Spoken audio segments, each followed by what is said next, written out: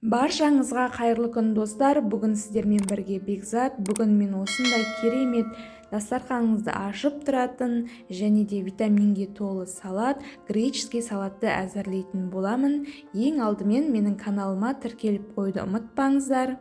Мінекей мен енді ең алдымен қиярымды осылай барлығын турап аламын.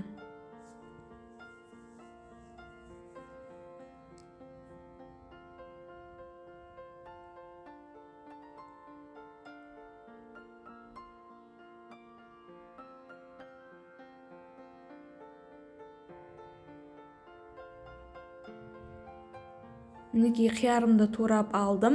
Енді дәл осылай мен қызанағымды, яғни помидорды осылай турап аламын. Ірілеу қылып.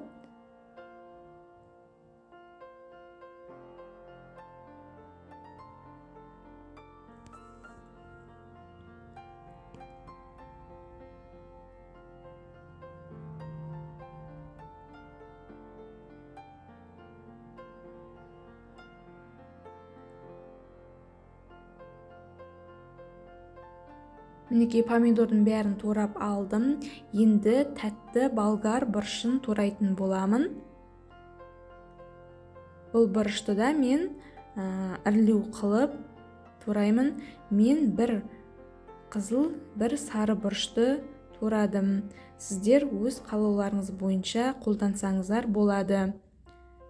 Салаттың түрі әдемі болып шығуы, әртүрлі тәтті бұрышты қоссаңыздар, салаттың түрі керемет, көз тартарлықтай болып шығады.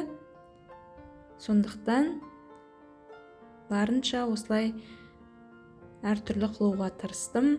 Мінекей енді осындай салатовый листті ірілеу қылып турап, оны да қосатын боламын. Енді қызыл жуамды жіңішкелеп, осылай видеодағыдай турасаңыздар болады. Мінекей жуаны да турадым. Енді мен бринзаның осындай түрін алдым және де осыны да кубиктеп турайтын боламын.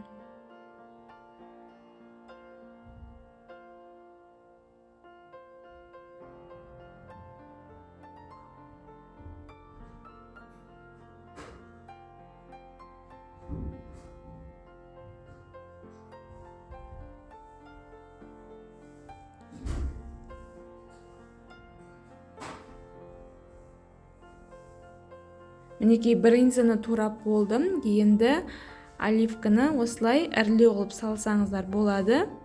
Немесе осылай ортасын кесіп салсаңыздар, олай да әдемі шығады.